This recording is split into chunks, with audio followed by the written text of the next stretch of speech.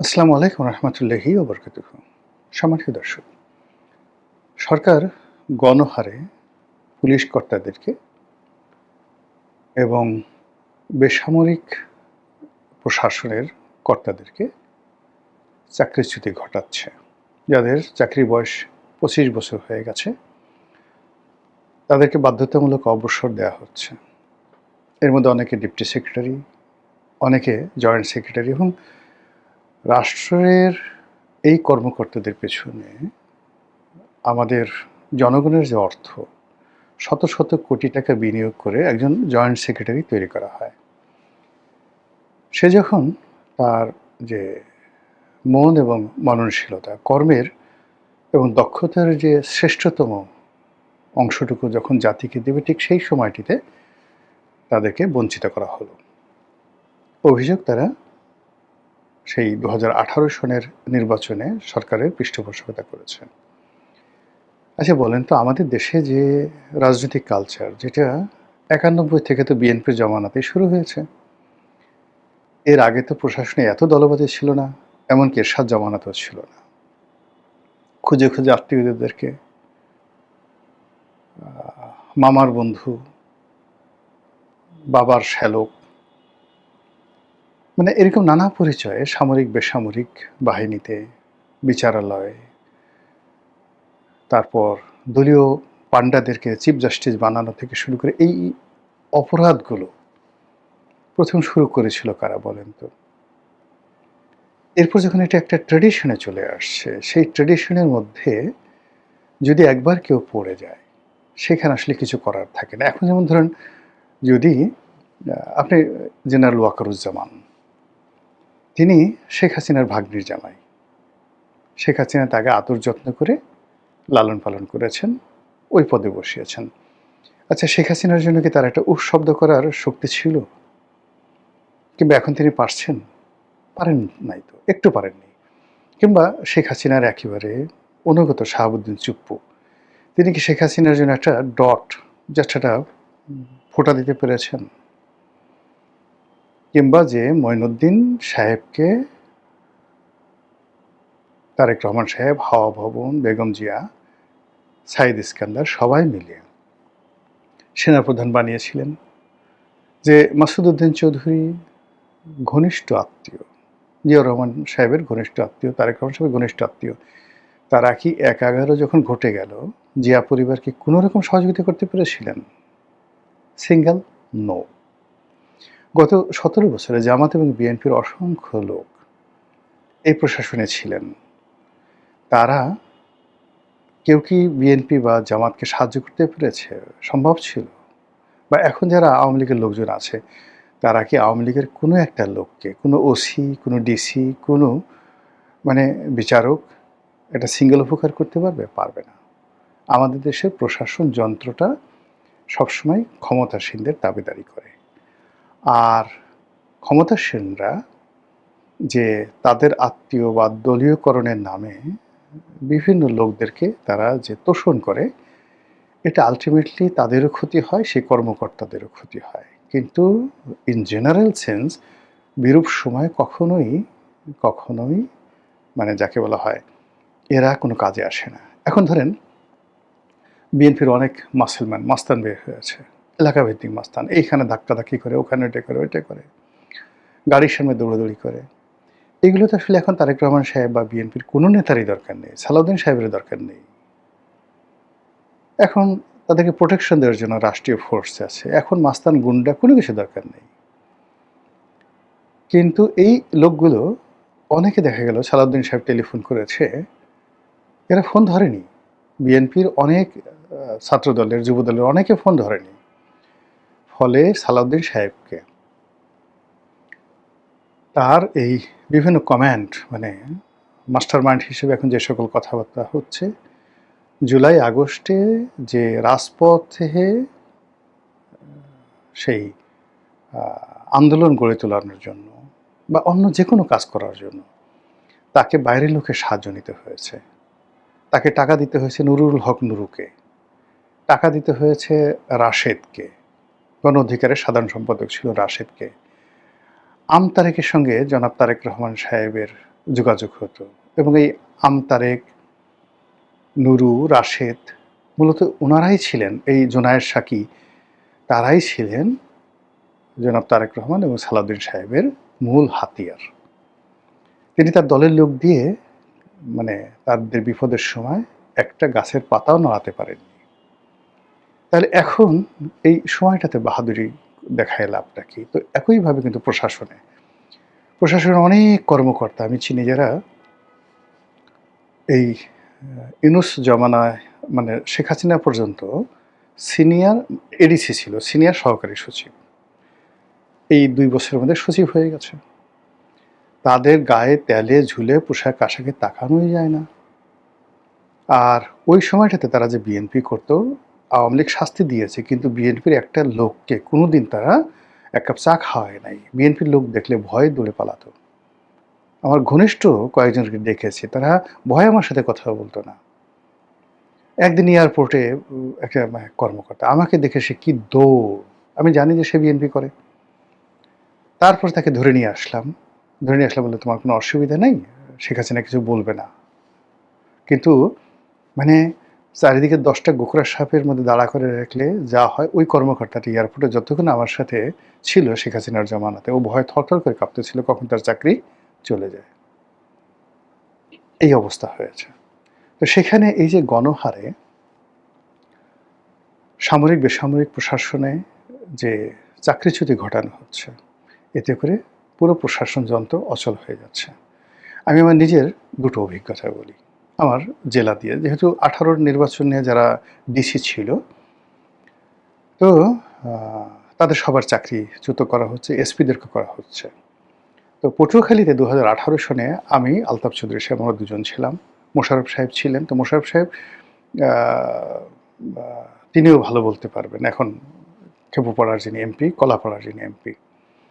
আর বাউফলের শহীদুল আলম তালুকদার ছিলেন, তিনি আসতেন না। কিন্তু আমি আর মানে যাকে বলা হয় আলতাফ চৌধুরী সাহেব, আমরা দুজন মানে মারাত্মক মানে প্রশাসনিক যাকে বলা হয় হেনস্থার শিকার হয়েছি। কাজেই পটুয়াখালী ওই প্রশাসনে কারা কারা কী করেছেন আমরা ভালো জানি।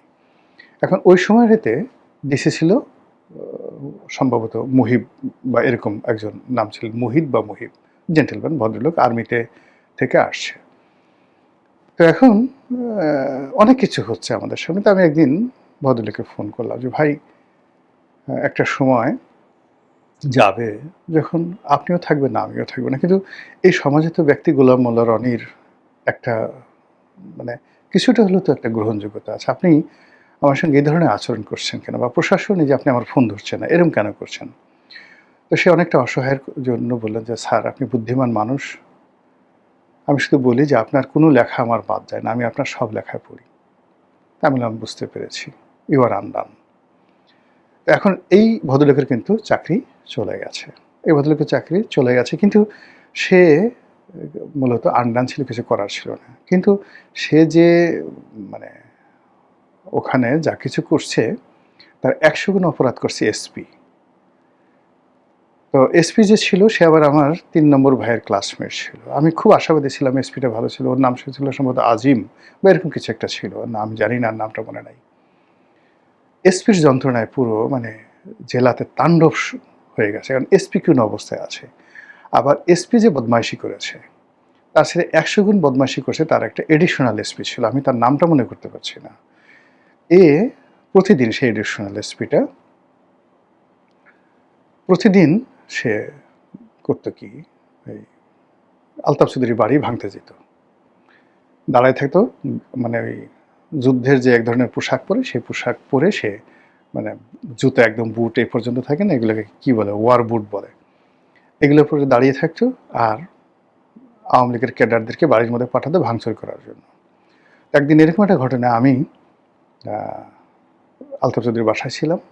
আলতাফ চৌধুরী সাহেব এবং উনি আমরা বললেন যে রনি চলো আমরা বের হয়ে যাই, আমরা গ্রামে যাই, ওই বাইরে ওই বদমাইশটা আসছে, তো বদমাইশটা আসছে এখনই, বাড়িটা ভাঙচুর হবে, তুমি আসো তো, তো যার জন্য বিব্রত হবে, চলো ওদেরকে স্বাধীনভাবে ভাঙচুর করতে দেই বলে আমরা বের হয়ে গেলাম। তো ওই বাইরে এডিশনাল এসপি যে দাঁড়ায় আছে, তো আমি তো মানে হোয়াইট, তখন আমাকে সবাই চেনে, তো সে আমাকে দেখেই না চেনার ভান করলো, অন্যদিকে তাকাই আছে। আমিও নাচছেন আর ভান করলাম, কিন্তু আলতাফ চৌধুরী সাহেব আগাইয়া গেলেন, সালাম দিলেন, হ্যান্ডশেক করতে চাইলেন, ওই বদমাসটা হ্যান্ডশেক পর্যন্ত করলো না। এডিশনাল এসপি হ্যান্ডশেক করলো, স্বর্ণ দিকে তাকিয়ে রইল। তো এর শাস্তি কি হয়েছে? পটুয়াখালীতে ওই সময় তো এডিশনাল এসপি, আমি নামটা মনে আসতেছে না, সে হয়তো দেখা যাবে যে কোনোভাবে মেরে আছে। আর এক বদমাইশ এডিশনাল এসপি ছিল, এই ঢাকাতে একটা এসবির একটা বড় পদে ছিল, নাম বলবো না। এই বিএনপি লোকদের উপর তদারকি করত, বিএনপি লোকদের উপর তদারকি করতো এবং বিএনপি লোকের সাথে গিয়ে মিশে তারা বলতো আমি বিএনপির লোক, ইত্যাদি ইত্যাদি ঘটনা। কিন্তু ওই সময়টাতে শেখ হাসিনার জমানাতে যত প্রাইস পোস্টিং আছে সবগুলো নিয়েছে, এই জমানাতে এসে দেখা গেল পরপর দুটো প্রমোশন পাইছে। তার তো কিছু হয়নি, টাকা পয়সা গাল গুল ফুলে কোথায় আছে, কি অবস্থায় আছে আল্লাহ জানে। আবার ধরেন ওই যে আমি যে ডিসির কথা বললাম, নিরহ ভদ্রলোক সে ছিল, কিন্তু ওই ডিসির পরে আরেকটা ডিসি গেছে, ওর নাম বোধহয় কামাল।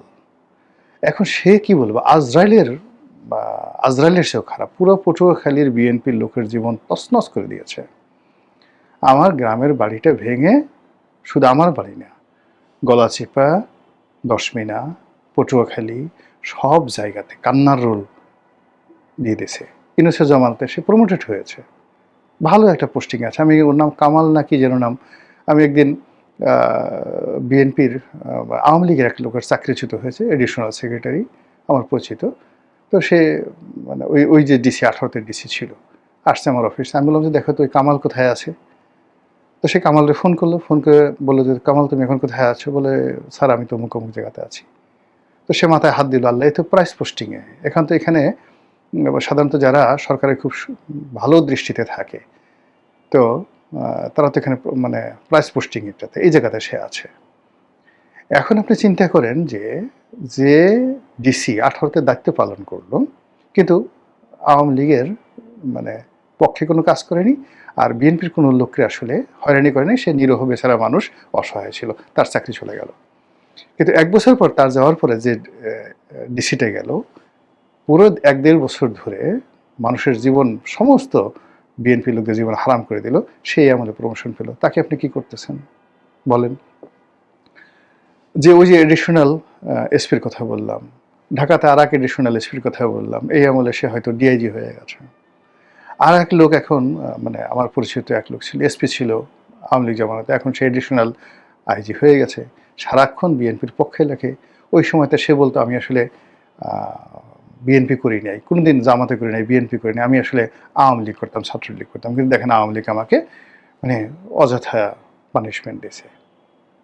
এখন দেখা গেল যে এরা সবাই মানে বিএনপির হয়ে এই সময়টাতে সমস্ত পদ পদবি নিয়ে এই কদিন আগে রিটায়ারমেন্ট চলে গেল। ফলে এই যে সরকার যা কিছু করছে, এটা ধারাবাহিক কোনো কর্ম নয়, এটা স্বাভাবিক কোনো কর্ম নয়, এটা রীতিমতো জুলুম হচ্ছে। এটা প্রশাসনের উপর জুলুম হচ্ছে, আর্মির উপর জুলুম হচ্ছে, পুলিশের উপর জুলুম হচ্ছে। আর সত্যিকার অর্থে সময় নিয়ে যদি যারা যারা সত্যিকার অর্থে এই অপকর্মগুলো করেছে, যদি এমপি প্রার্থী, তারপরে ওই সময়তে যারা ওয়েলা জেলা বিএনপির সভাপতি, সেক্রেটারি, তাদের কাছ থেকে যদি রিপোর্ট নেওয়া হতো যে 2014 থেকে 24 পর্যন্ত কোন কোন কর্মকর্তা উপজেলাতে ইউনো থেকে ধরেন, ওসি থেকে ধরেন, কোন কোন লোকগুলো তোমাদের জীবনকে হারাম করে দিয়েছে, মিথ্যা মামলা নিয়েছে, মোবাইল কোর্ট বসিয়েছে, তোমাদের বাড়িঘর লুট করেছে, সব কিছু করেছে। আচ্ছা, মানে মুজিবুর রহমান সরোয়ারের কথাই শুনেন। আমরা দুঃখের কথা বলতেছিলাম, মেজর হাফিজের কথা ভুলাতে, এই যে এখন রাষ্ট্রপতি, তা আমরা একটা আড্ডাতে মানে বলতেছিলাম নিজেদের দুঃখের কথা। তো মুজিবুর রহমান সরোয়ার বললেন যে ভাই আপনি তো অনেক লাকি, আপনার বাসায় তো ডিসি সাহেব ঢুকে নেয়, আমার বাসায় রাত্রি 12টা 1টা 2টার সময় ডিসি 10-12 জন লোক নিয়ে, মাস্তার নিয়ে সোজা ঢুকে যেত বাড়ি চেক করার জন্য। সেই ডিসি এখন কোথায় আছে বলেন?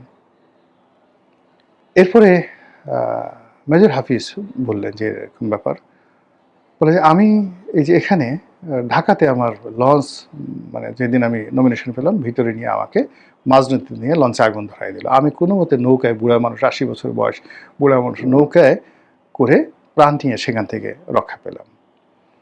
তারপরে নির্বাচন কমিশনের যে প্রধান নির্বাচন কমিশন সিইসিকে বললাম যে নুরুল হুদা, তার সাথে তার ভালো সম্পর্ক ছিল, তুমি কি করলা? তো বললো যে স্যার কোনো অসুবিধা নেই, আমি আপনাকে আলাদা প্রোটেকশন দিচ্ছি। সেই আলাদা প্রোটেকশনই এলাকাতে গেলেন। সেই এলাকাতে গিয়ে তার বাড়িকে ঘেরাও করে রাখলো মাস্তানরা।